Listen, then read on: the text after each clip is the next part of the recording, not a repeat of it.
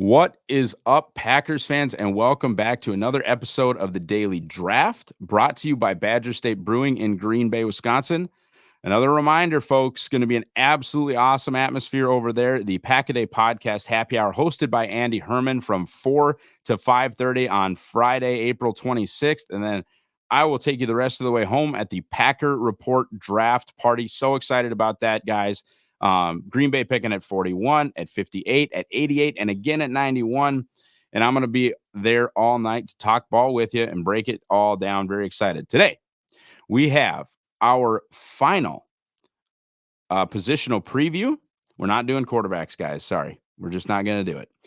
We are doing our final positional preview on the interior of the defensive line with Ryan Roberts. Very excited to bring Ryan on now. Ryan, how you doing, man? I'm good, Ross. I'm good, man. How's everything in your world? Not too bad. It is draft week. Hard not to be excited when you kind of pour in as much as you do. And I'm a little bit different than you, right? Like, so I have to cover the Green Bay Packers, which is a lifelong dream. So I shouldn't say have to, get to, but in an average year, certainly during the Aaron Rodgers era, the season would end at the NFC Championship game. One time the season ended in a Super Bowl win. That was fun. Divisional round, whatever. Not a lot of opportunities to dive into the draft early. My process, and I kept tabs on college football. That's what I do. It's what I watch on Saturdays, stuff like that. But my draft process would generally start in January. And for a guy like you, that is not the case. that is definitely not the, and this year, look, like full disclosure, you go back and see when the first mock draft Monday was at Pack Report this year. It was early. Team was 2-6. We got into a little earlier this year. Ultimately, though, finishing in an insane 9-8, destroying the Dallas Cowboys in a wild card round game, and ultimately falling to the NFC champion San Francisco 49ers. But just kind of tell us who you are, what you do, what your process is like, and sort of your credentials, and frankly, honestly, Ryan, like where we can find your work. Yeah, I mean, I guess to answer the first part, the last part first is Rise and Draft on Twitter, like Shake and Bake Rise and Draft. I do a lot of things now. I would like to be a little bit more finite with what I do, to be honest with you. But as of right now, I am the director of recruiting over at irishbreakdown.com on Fan Nation, cover Notre Dame recruiting and everything involved. I'll obviously do some team centric stuff as well. But from the scouting side, that is my roots. The NFL draft side is what I've been doing for a very long time. So, started off just freelancing and doing that thing. I'm sure like most people in this industry and in my position are, we found work where we could early on. And then, obviously throughout the process, now I am doing consulting work directly with agents from the NFL draft side of things, doing player evaluations at RPM Data. I'm also a scout for the College Gridiron Showcase, which is one of the, the second tier type of all-star games after the Senior Bowl, East-West Shrine. Now that the NFLPA Bowl does not exist for the time being anyway. That's kind of the next level, between the Hula Bowl and College Gridiron Showcase. And then I'm doing this year a lot of freelance stuff for College Sports Wire on USA Today. I'm doing a lot of evaluations, mock drafts, team-centric stuff over there. And then I've been doing some individual reports for Steelers Depot as well this offseason as well. So a lot of different hats, I guess, just kind of figuring it out, man. A family man that needs to feed the kids. You know what I mean? So that's the draft side of things right now. I am very familiar with the need to feed the children. Speaking of the need to feed the children, folks, this is a perfect segue. Buy the Green Bay Draft Guide, powered by Pack Report. That is an absolute labor of love for myself, Jake Stack, Jake Wessendorf. We are getting so very close to selling 1,000 guides, which would be so meaningful to the boys. We'd really appreciate that. There is a promo code DAILY, as in the Daily Draft, for 10% off, and the link to purchase that draft guide should be right below this video or in the podcast description if you are on the audio side. Okay. State of the room. And if you don't mind, Ryan, I'll kind of take this one. Not that you don't know anything about the Packers, but here I am, the publisher of Packer Report. Yeah, so the expert. The state of the room, it's really, really interesting. Ryan and I talked about this a little bit off air. The Packers, you would think, especially for a 2024 only perspective, would seem to be incredibly locked in at the defensive tackle position. And what do I mean by that? Well, in general, and it has been different in years past. They've kept six, but sometimes that sixth guy will, like, one thing will happen and he'll get kicked back down to the practice squad, or whatever. There's been some shuffling. Jonathan Ford is a great example of that. And I don't know how they feel like the Jonathan Ford experiment is going, but he would be that third nose, and a guy I would probably leave off the 53-man roster, meaning that there would be two nose tackles. And that, of course, is TJ Slayton, who actually is on the fourth and expiring year of his rookie contract. I would say as absolutely returned value of a fifth round pick. I think Slayton has been a really, really good choice for Gutekunst, not earth moving like the Zach Tom in the fourth round or the Don Tavion Wicks in the fifth, but a super solid pick. Kenny Clark now looking for that very elusive, as the Packers do business, third contract. Played through his rookie deal, now has played through his extension. And people remember, Kenny came into the league when he was 20 years old. So he's still crazy young. And that, I think, is something that's being used to provide optimism, because Packers fans don't want to see Kenny Clark play for another team. They want him to be a Green Bay Packer. Although the contracts being handed out to defensive tackles this offseason make that a little scary. Those are your two nose tackles. Your 3-3 techs are all on the cheap, and to some degree or another have been really promising. That's first round pick Devontae Wyatt, having 2 years left on his deal. Created a ton of pressures, needs to finish more, needs to get the ball carrier, whether it be a quarterback or the running back, to the ground, but just whooped interior offensive lineman last season, just whooped them, and has been a really, really bright spot on that defensive line. No brighter spot, though, than last year's sixth-round pick, Carl Brooks. Defensive line, a notoriously slow position for guys to come into the league. Generally will be better in year 2, 3, and 4. Carl Brooks was a very efficient interior pass rusher as a sixth-round rookie. Just extremely rare. The Packers have to feel like they hit a home run there. And then Colby Wooden, fourth-round pick. Some thinking potentially a defensive end now that Green Bay is moving to a 4-3 system. But as we've mentioned on this show, Robert Saleh, D'Amico Ryans actually sometimes prefer that smaller speed edge. And obviously moving Colby Wooden at 280 plus back out to the defensive end would be the antithesis of that. That would be very much the opposite. Likely that Colby Wooden stays inside and rushes the passer as a 3 technique. So the state of the room is great. The state of the defensive tackle room is excellent. And I know it's, how can you say that with how poorly they've defended the run? A lot of that, guys, is schematic, playing a gap down, playing 2 high safeties constantly the way that Joe Barry did. I'm not worried about the talent level. Also, you'll probably get nailed for this too. Rushing the passer is more important. And that's what these guys do. And Kenny Clark rushes the passer like very few nose tackles in this world. And then you talk about interior rushers. Rashawn Gary can reduce inside. Lucas Van Ness can reduce inside. Colby Wooden, Carl Brooks, Devontae Wyatt, they have the interior juice. And that's run defense matters. Obviously, Green Bay lost their final game. Was Christian McCaffrey ripped off a 50. He's Christian McCaffrey. And I think improved linebacker play, frankly, can help a lot, as well as improved safety play. That was Xavier McKinney in the hole instead of Darnell Savage. That would have been a 7-yard gain. Anyway, that is much to we're getting into the weeds. We're ripping open old wounds. Real quick, Ryan, you're kind of take on the talent level in the Green Bay room. Obviously, these guys being so young, it's a bunch of guys you've scouted. I don't know if you scouted Kenny Clark, but you definitely looked at the other 4. Just kind of your thoughts of the guys in that room.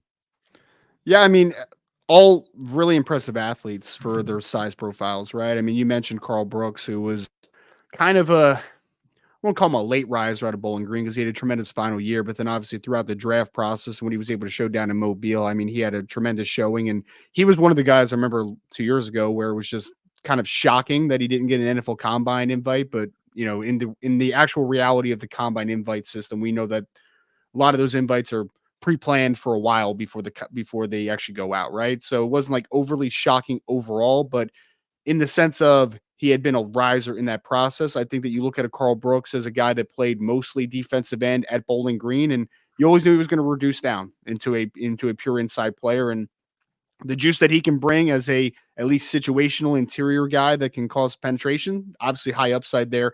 Devontae Wyatt was one of the more gifted defensive linemen in his class. You mentioned the age and obviously a little bit of the off the field stuff with him, but Wyatt was always super talented. So am I shocked that he's able to create a lot of penetration and he's starting to kind of round into his own? I'm not. As long as that kid's head's on straight, I think that he has a ton of talent.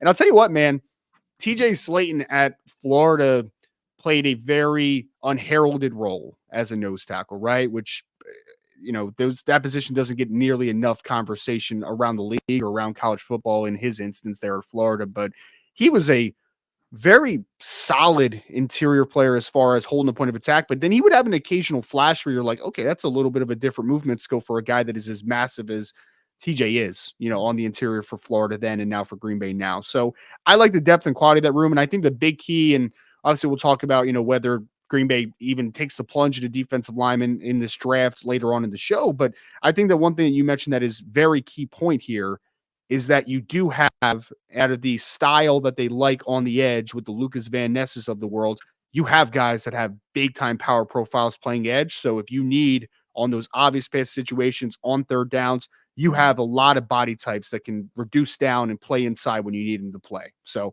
I think that's a really good mixture of athleticism, some size with guys like TJ Slayton, but otherwise you have a lot of guys that I think can create penetration in the backfield, which it's the name of the game with the space-oriented league that we're in today. Absolutely.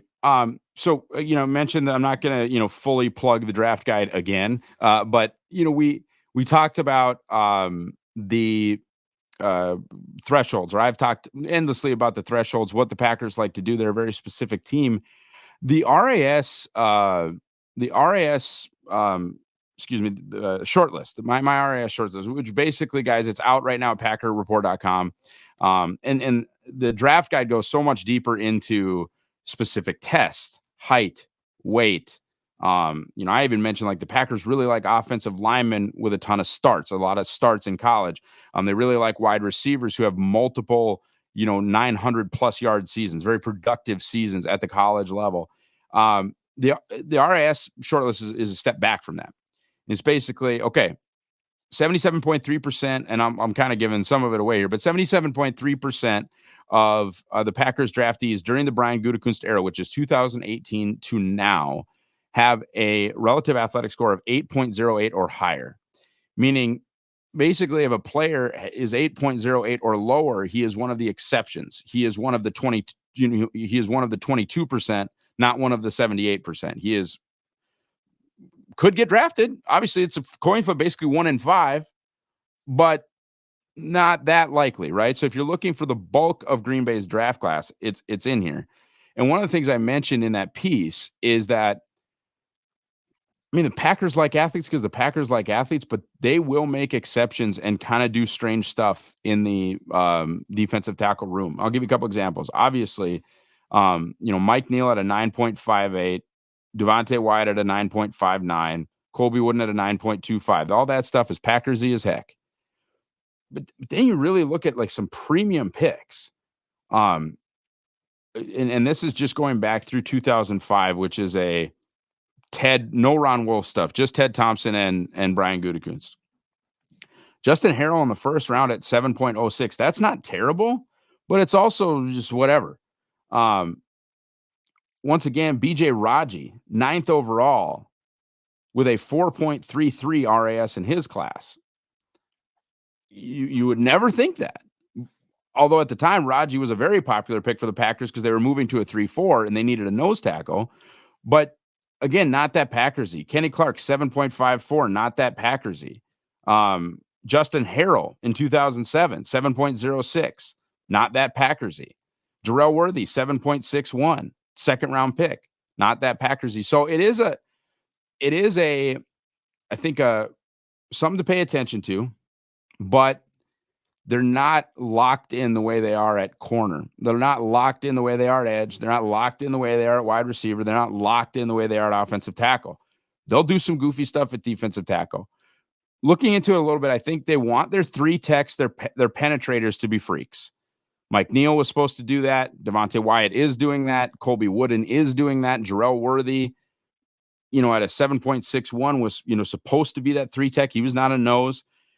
And then a nose, they'll just take whatever. They'll take the film, basically. If you're not disqualifyingly unathletic, and some noses are, if you just take the relative athletic score stuff, they'll take whatever. Kenny Clark, 7.5, BJ Raji, 4.3, TJ Slayton, 7.96. Like, do they want their nose tackles to be athletic? Yes.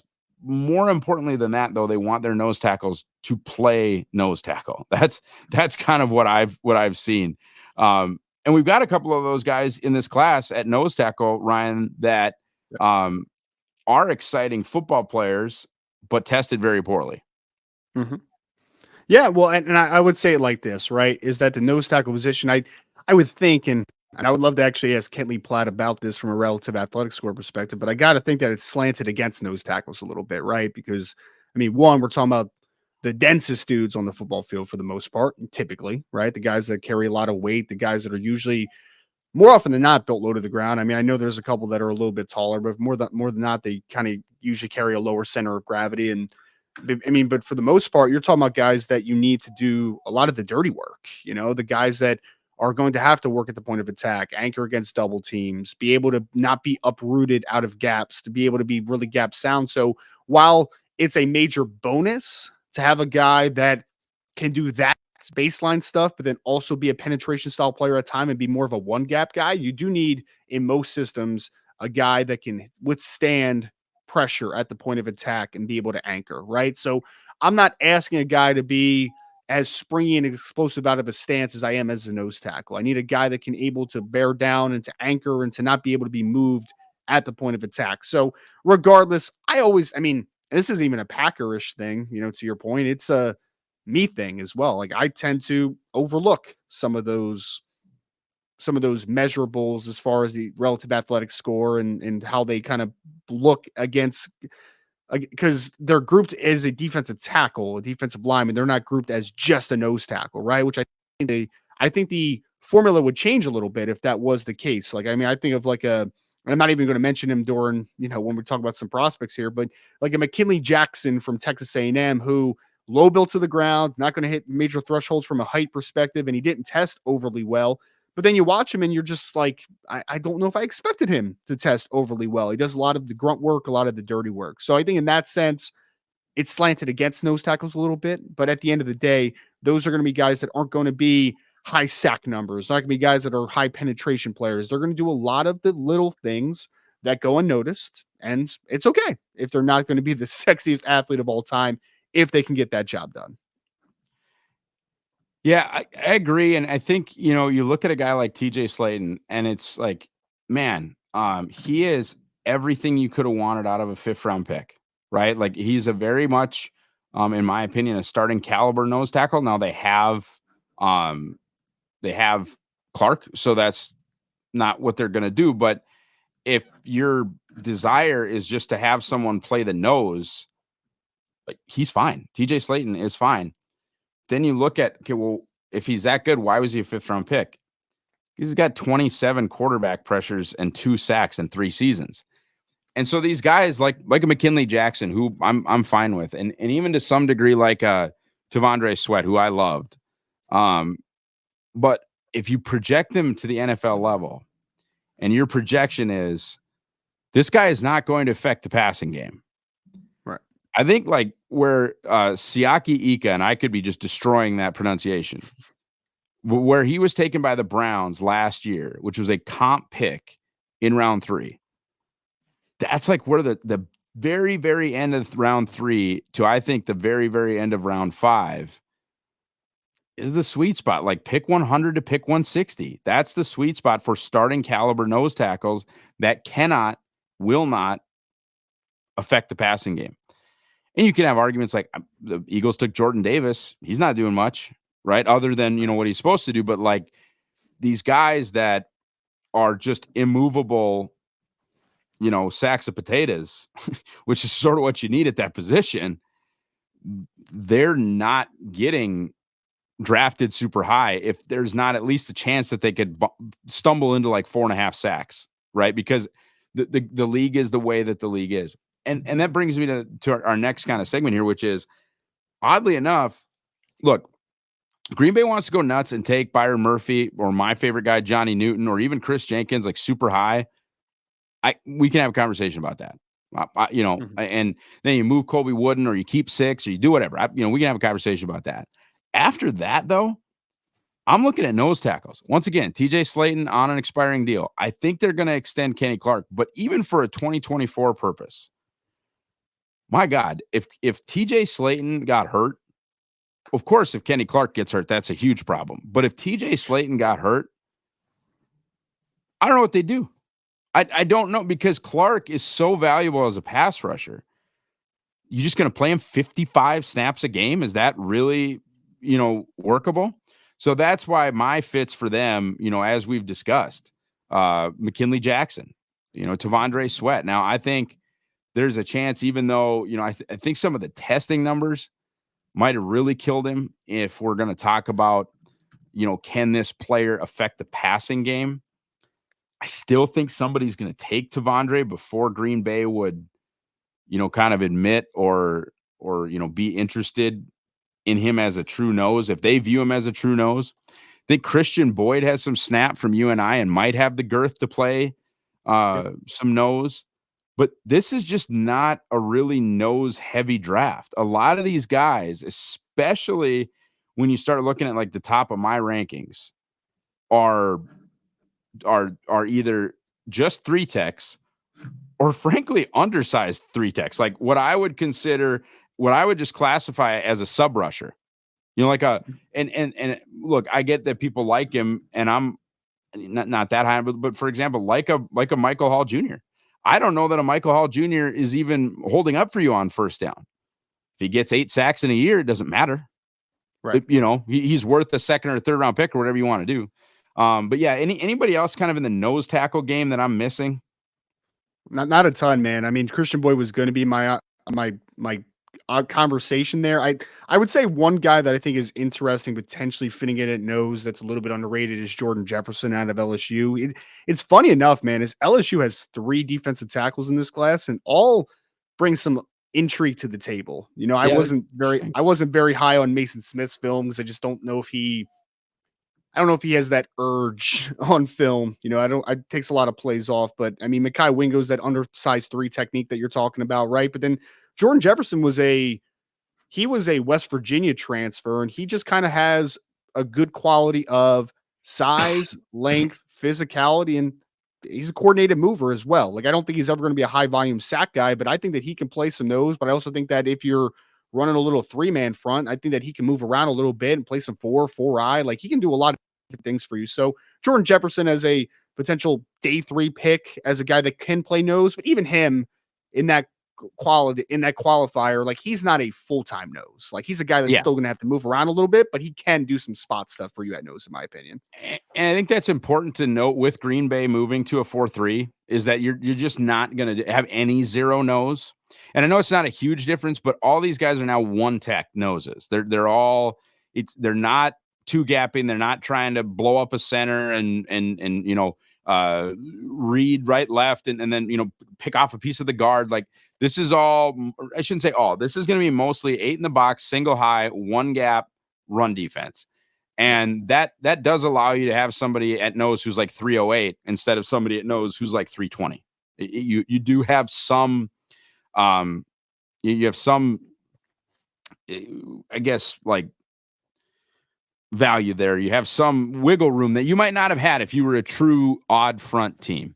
All right. We got to get you out here. I'm gonna quick wrap with some guys that I'm higher on in the defensive class than most. Then we'll go to you. Then I'll do the old gun to the head question. So I submitted my big board to Arif Hassan and found out just flatly 3 really easy questions to this, 3 really easy answers to this question. And that is that I am the highest person in the world, or the highest person who submitted big boards to Arif on 3 different interior defensive linemen. The first guy is Mason Smith. And I know, Ryan, you just said you weren't a huge fan, but he just has such a unique body. I think I'm willing to blame a lot of stuff on injuries. And if you're going to get juice in this class, and part of my Mason Smith ranking, full disclosure, is scarcity, is that I'm not like in love with this defensive tackle class. So in that situation, he does kind of move up the board a little bit. But if there's going to be juice to me out of a player that is, if I can find him here, 315 or more, and with that crazy 6'6" body, it's going to be Mason Smith. Like, he is your only shot at that. And Green Bay doesn't even play the 5-tech stuff anymore, but like that tall, interior, rangy, penetrating, disruptive defensive lineman, the JJ Watt, this is not my comp, but the JJ Watt type, the Calais Campbell type, the Richard Seymour type, like that type of human, Mason Smith is one of your only shots in this class at that player. Five-star high school player. And no, it did not work out well at LSU. Injuries, this, that, the other thing. He is a body type and a talent level and a lottery ticket that I am willing to buy. And part of that is that I think, Green Bay has depth at the position, and maybe, some of what the Packers' needs are do seep into my rankings. But like, he would be an amazing lottery ticket for a Green Bay team that has 5 picks in the first 3 rounds. I think to hold a Mason Smith lottery ticket is a valuable thing. Another guy that I think is going to potentially, and I think is a terrible fit for Green Bay, but I think another guy that's going to wreck some people, depending on your defensive coordinator, that I am apparently higher on than anyone else, is Brandon Dorlus from Oregon. I think for the right defensive coordinator, he can play a little end, can play a little D tackle, can do a number of things. I think he might get hit with the dreaded tweener designation. But again, another lottery ticket that I'm willing to buy. And then Leonard Taylor. The Packers have made hay with these guys that had a better season the year before they came out than that final year. Dontavion Wicks is a perfect example. Frankly, Jordan Love is a really good example. Jaden Reed had a much better second to last year of college than his final year. Leonard Taylor was absolutely in a ton of way too early first round mocks for 2024. Did not have that kind of season in 2023. I'm not willing to just kick him down to a 3rd or 4th or a 5th round player. He doesn't have a round 1 grade for me, but I really am still a believer and still willing to see what Leonard Taylor can do. Ryan, anybody that you're super high on or higher on than most in this defensive tackle class? Well, I think one of the most underappreciated players, I guess, for lack of a better term, is Rukarororo out of Clemson. I mean, I just haven't heard his name much from the media side. And I mean, from everything I'm hearing, I think that the kid's a locked top 64 pick in this class. I mean, I just don't think he gets out of round 2 potentially. And I really don't think he ever put it all the way together at Clemson. I mean, he had flashes the last 2 years. I mean, there's some big time ability because this kid is long, athletic, and explosive. I mean, he's got 34 plus inch arms. He's a really explosive athlete, and he is a true penetration style 3 technique that I think can move around a little bit because he's body beautiful and he needs that a little bit of weight to continue to that frame and continue to develop that core strength. But the core strength that he has right now, it's really exciting, man. Really strong player for only being about 295 pounds and really impressive athlete. I think Rukarororo could end up being one of the better interior defensive linemen in this class when we look back at it long term because his tools, for whatever reason, are not getting any conversation. And I look at it and I'm kind of baffled by that one a little bit because that kid can move and that kid's powerful. Does he need to clean up his hand technique? Yes. Does he need to be a little bit more assertive at the point of attack at times? Yes. But the building blocks are all there.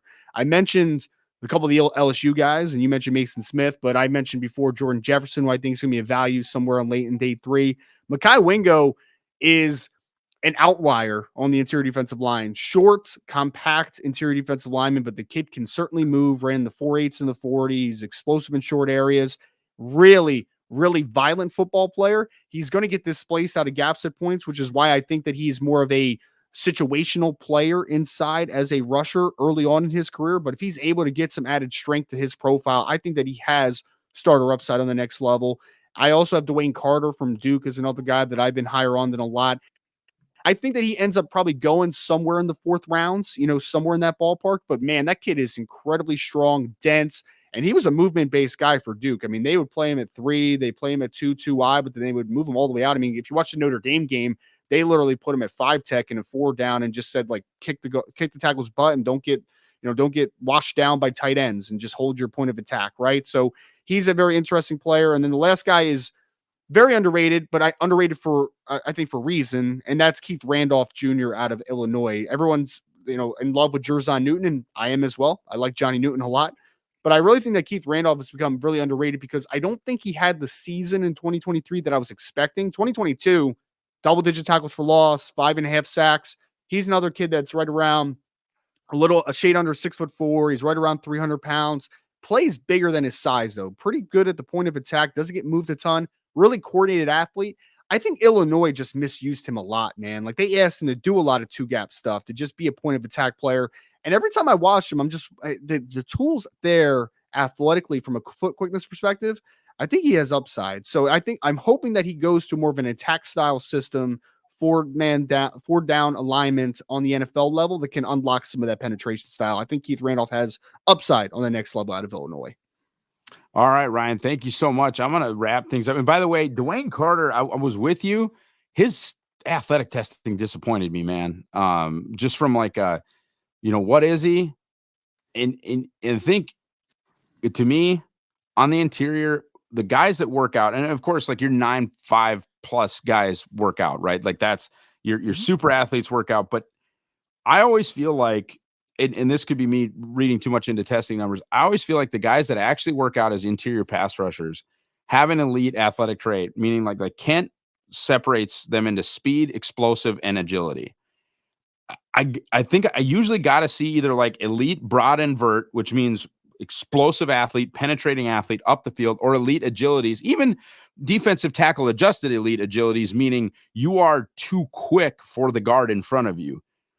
When you provide none of that, it's like, man, is he going to be just another defensive lineman? And then what is the value of just another defensive lineman? That's my only struggle with Dwayne Carter. Because I did love the film. I did. I loved the film. Okay. Gun to your head question. And this is a tough one. And we have not had that many tough ones. And the question goes like this.